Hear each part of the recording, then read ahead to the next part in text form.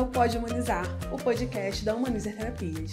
E hoje nós estamos aqui com a doutora Leila, advogada. E vou pedir para você se apresentar um pouquinho, Leila, contar um pouquinho da sua história, da sua trajetória. Oi, Vivian. Obrigada pelo convite. Agradeço aqui a Humanizer Terapias. Muito obrigada pelo convite. Vou tentar aqui trazer um pouquinho de experiência, um pouquinho de informação para as famílias. Espero ajudar vocês. Eu sou advogada, já tenho um tempinho, tenho uns 24 anos. Fiz minha faculdade pela Gama Filho, né?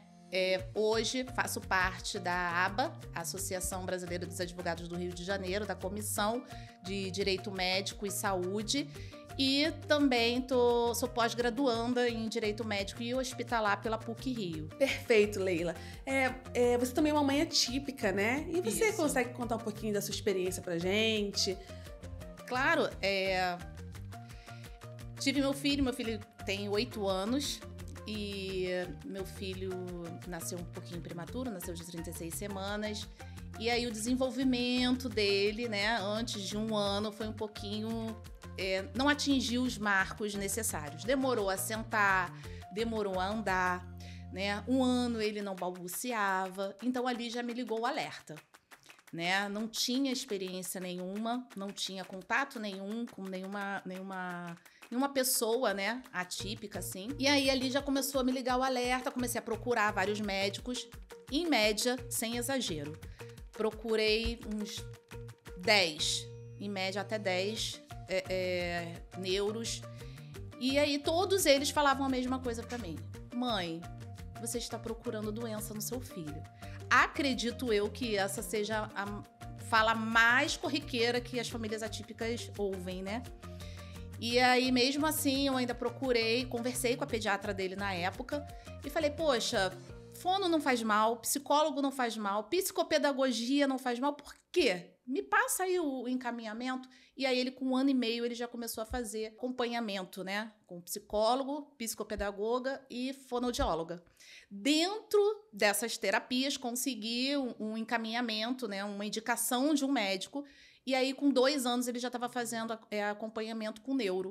O primeiro diagnóstico dele foi com TDAH, né? E logo depois veio o TEA, né? O transtorno do espectro autista.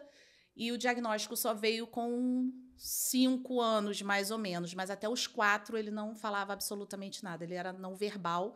Depois foi verificada uma apraxia na fala. Mas eu fico pensando, né? Se eu não tivesse procurado esse diagnóstico precoce, né? Como meu filho hoje não estaria. Mas, graças a Deus, deu tudo certo. E a importância da intervenção precoce. Exatamente. Então, mamães, percebeu algo diferente? A doutora Leila acabou de dizer que foi em 10 médicos, né? E aí, se ela não insiste nesse diagnóstico, né? Nessa intervenção precoce, Exatamente. né? Como que estaria hoje o seu filho, né? Então, a gente precisa, sim, olhar os marcos de desenvolvimento e acompanhar o nosso filho com as terapias. Eu ouvi mais de uma vez, né, mãe? Além, né, você está procurando doença para o seu filho, tem aquela frase que toda mãe atípica muito provavelmente já ouviu. Mãe, cada criança tem seu tempo. E era uma frase que me perturbava imensamente.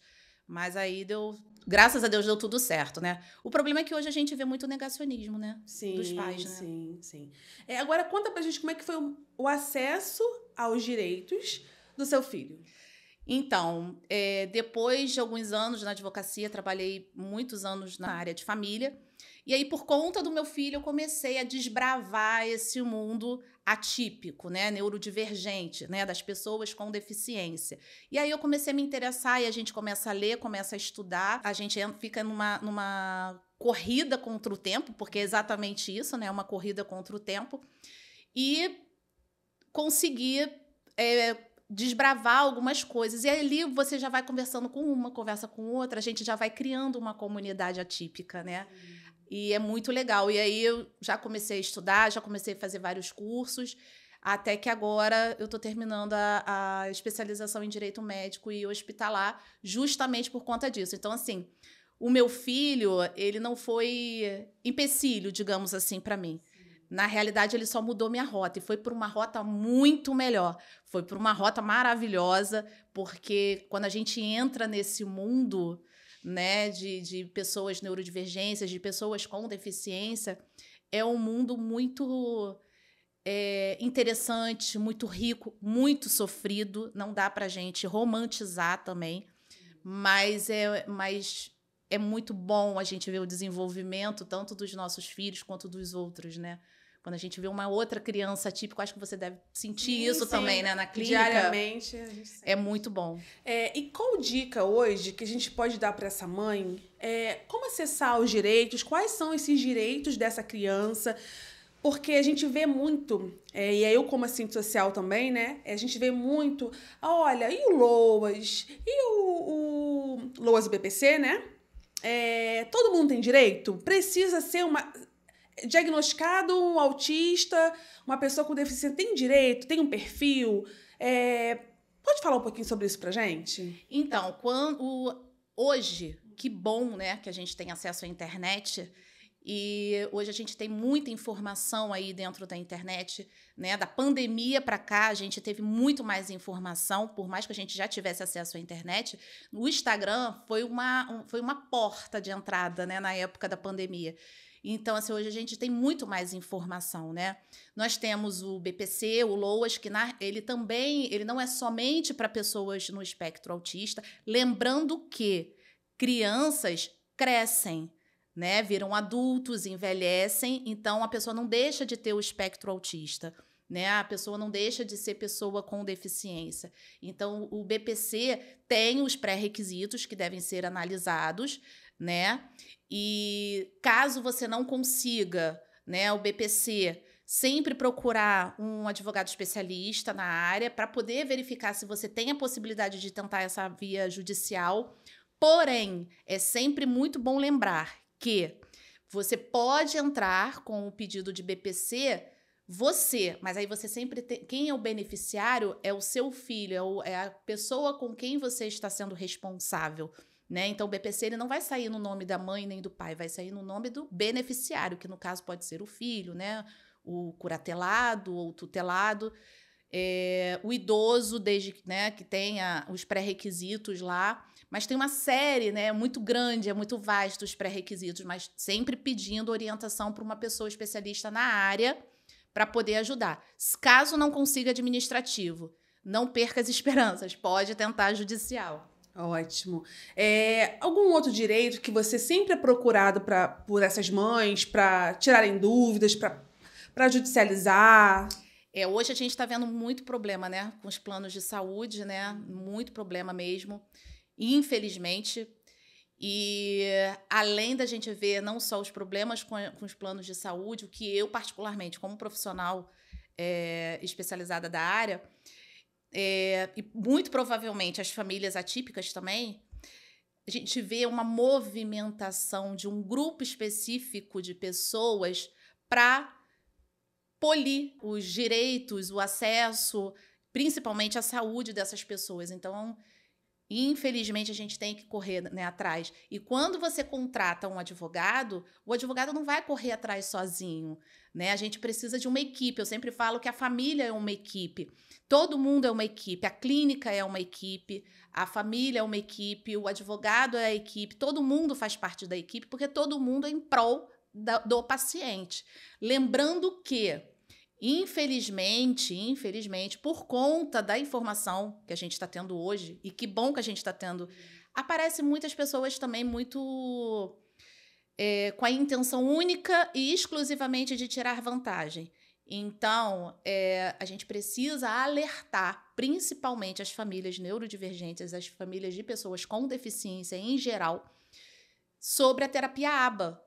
A terapia ABA, especificamente, na realidade, ela é uma ciência ABA, né? Você faz a intervenção da ciência ABA. E a clínica, ela precisa obrigatoriamente de ter coordenação e supervisão ABA. Se não tiver coordenação e supervisão ABA, não é ABA, não é ciência ABA. Muitas clínicas, infelizmente, se intitulam, né, como interventores ABA, mas não são. Tem, sim, aplicadores ABA. O fono que fez o curso ABA, o psicólogo que fez o cursinho ABA. E a coordenação, a supervisão, não é somente isso. tem uma série de pré-requisitos que têm que ser observados. Então, quando a gente entra com qualquer tipo de liminar, a gente precisa orientar as famílias de verificar, né, se aquela clínica se aquela clínica que vai abraçar, que vai acolher o seu filho, ela é especializada, ela pode fazer a intervenção ABA, né? Além de outros direitos que a gente tem, né, que é acesso a transporte público, né, direito à educação. Hoje eu estou tendo muito problema também com educação, principalmente com o PEI, né, infelizmente, e por conta de WhatsApp, aplicativo de escola, muitas das escolas aboliram o e-mail. Então, eu sempre falo, direito à educação, pai, mãe, não fique somente ali no aplicativo. Vá no e-mail, pergunte à escola, me dá um e-mail para eu passar? Informa a escola através de e-mail. O WhatsApp não é meio de prova na justiça. Então, se seu filho passar por um bullying, passar por uma agressão física, uma agressão mental, não tem como a gente fazer prova. Então, tem que ser por e-mail. A escola não quer me dar o e-mail. O que eu faço? Velho e bom papel, por escrito. Vai lá, faz um papelzinho, pode ser digitado, relata tudo, escreve tudo o que faz, em 2 vias, entrega uma para a escola e na sua cópia pede para quem receber datar e assinar. Ali é um meio de prova. Aplicativo de escola e WhatsApp não é meio de prova. Ótimo, Leila. Muito bom você falar sobre isso.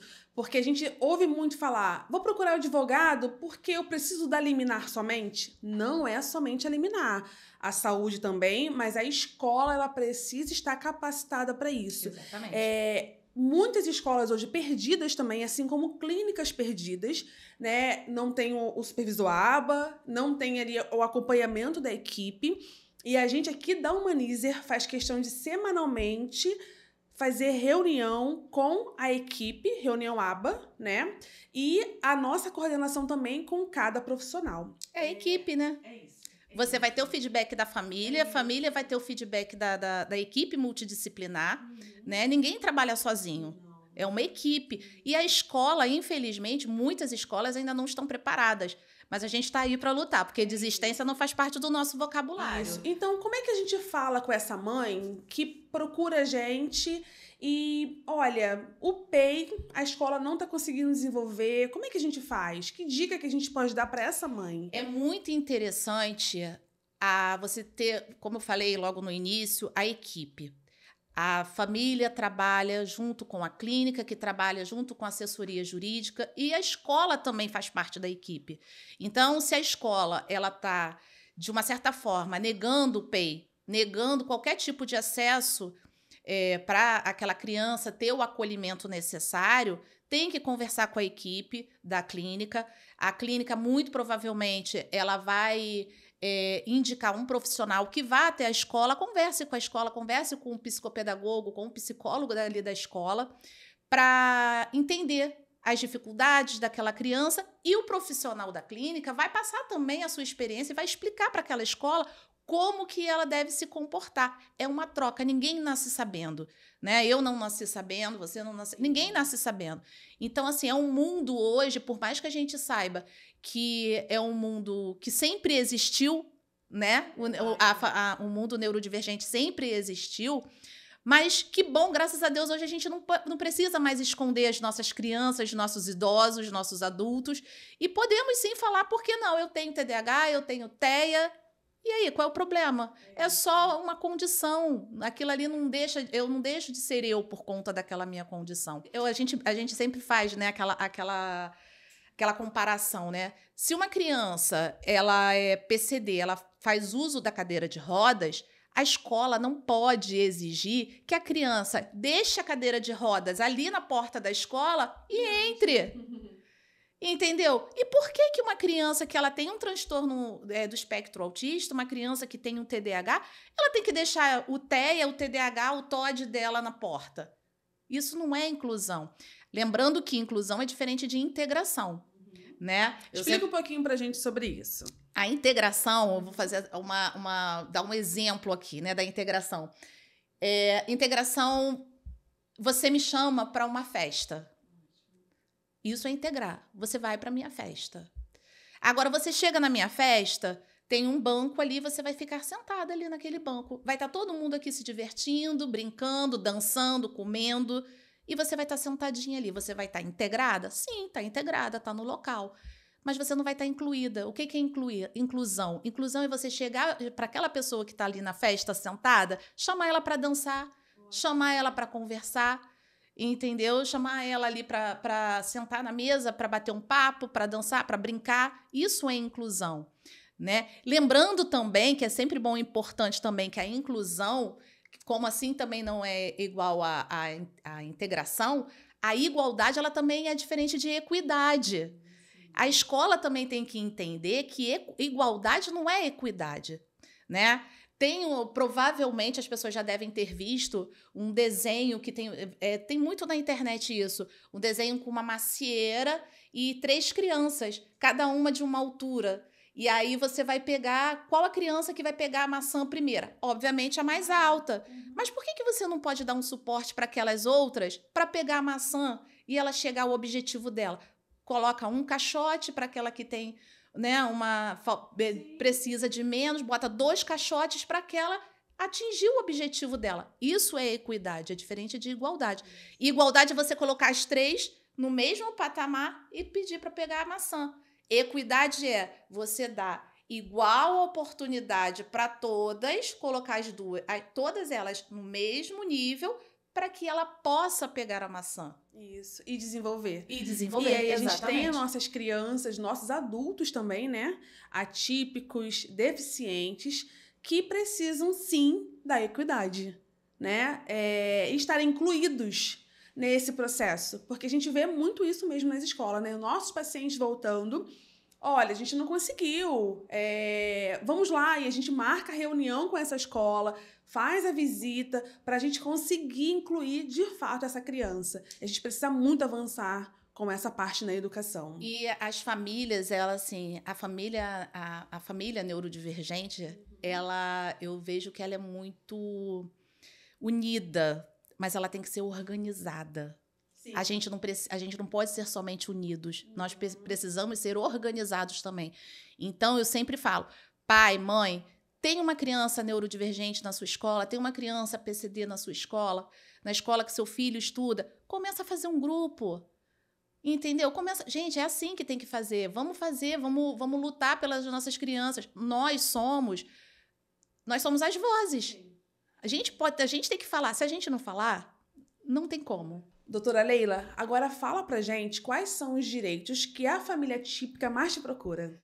Sem sombra de dúvidas, saúde e, em segundo lugar, educação, por conta da inclusão nas escolas, sem sombra de dúvida. Mas, primeiro de tudo, infelizmente, é o acesso à saúde. Infelizmente. E como é que é esse acesso? Como é que elas te procuram? Pode contar um pouquinho pra gente? Direito à saúde é um direito constitucional, tá?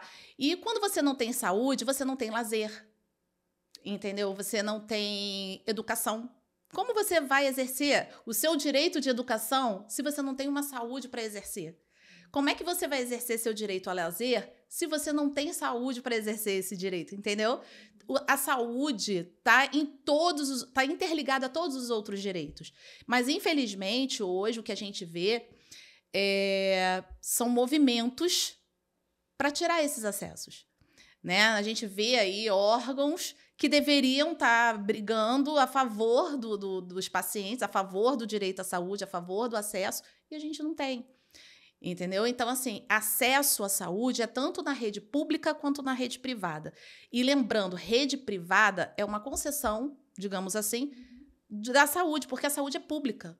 Quando um plano de saúde ele vem a te dar o direito à saúde, entre aspas, quem deixou ele fazer o plano de saúde foi o órgão público, porque a saúde é um direito constitucional.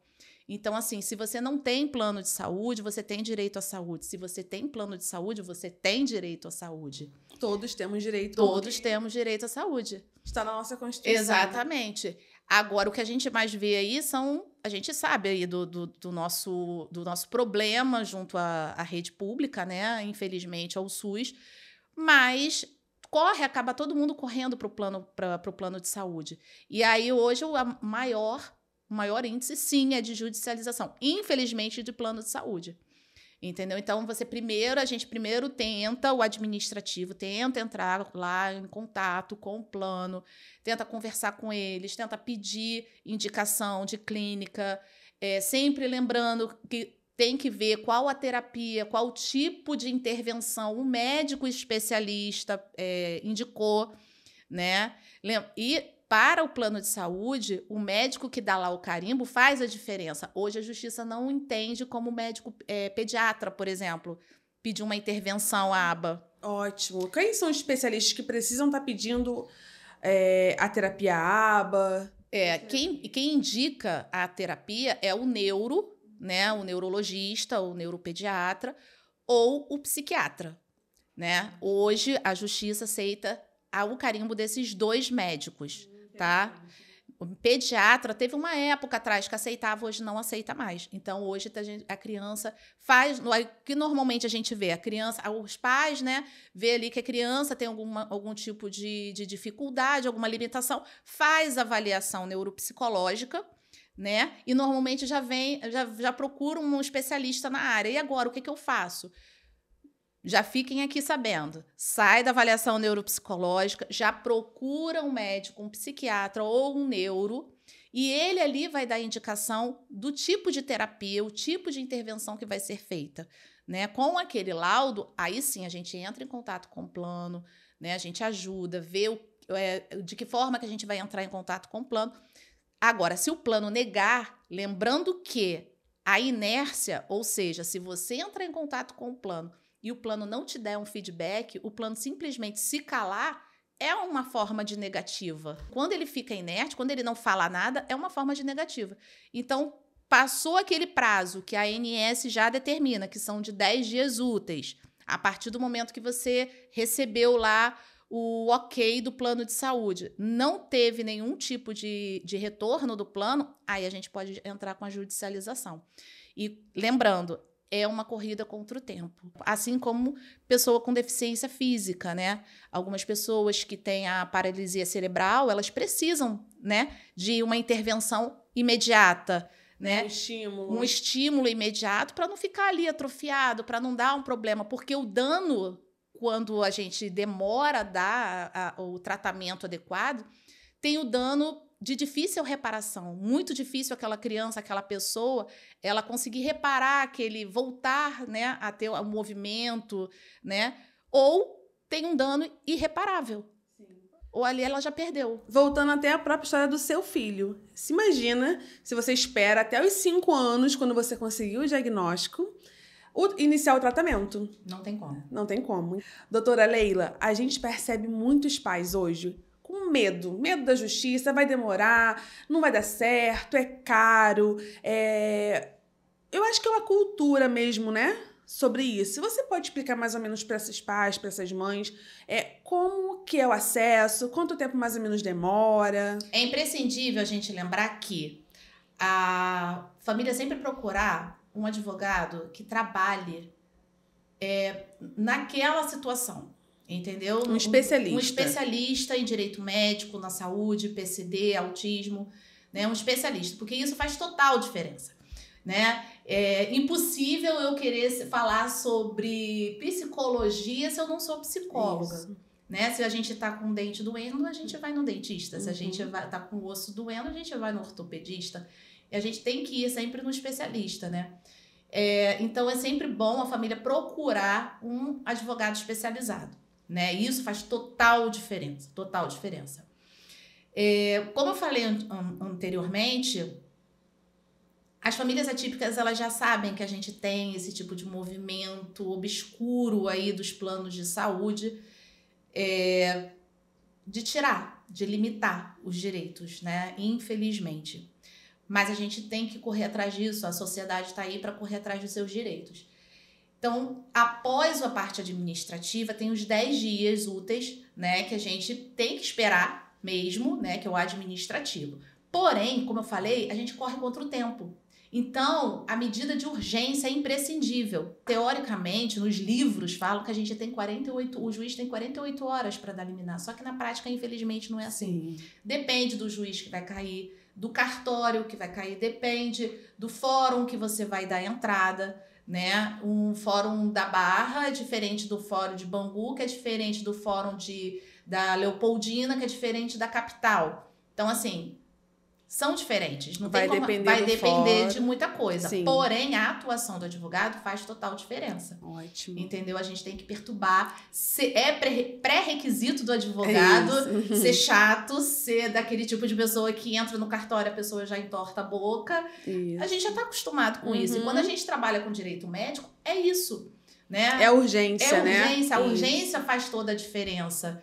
Né? Então, a gente corre atrás. Depende do juiz, tem juiz que dá rápido, no primeiro despacho ele já dá, tem juiz que espera, pede para dar mais uma chance para a clínica indicar, né, para o plano de saúde indicar a clínica, né, especialista naquela terapia que o médico indicou, mas depende, tem juiz que dá em 48 horas mesmo, tem juiz que dá em 15 dias, tem juiz que dá em 2 meses, porém sempre lembrando, é pré-requisito do advogado ser chato. Então, o advogado tem que ficar ali olhando cada minuto do processo até sair a liminar de urgência, porque é imprescindível a liminar de urgência. É uma corrida contra o tempo mesmo. Ótimo. Então, ali pela literatura, 48 horas, mas vai depender de todas essas circunstâncias que foram ditas aqui. Isso. Exatamente. Essa criança, ela vai crescer, ela vai se tornar idosa. Lembrando que pessoa com deficiência, ela não é incapaz,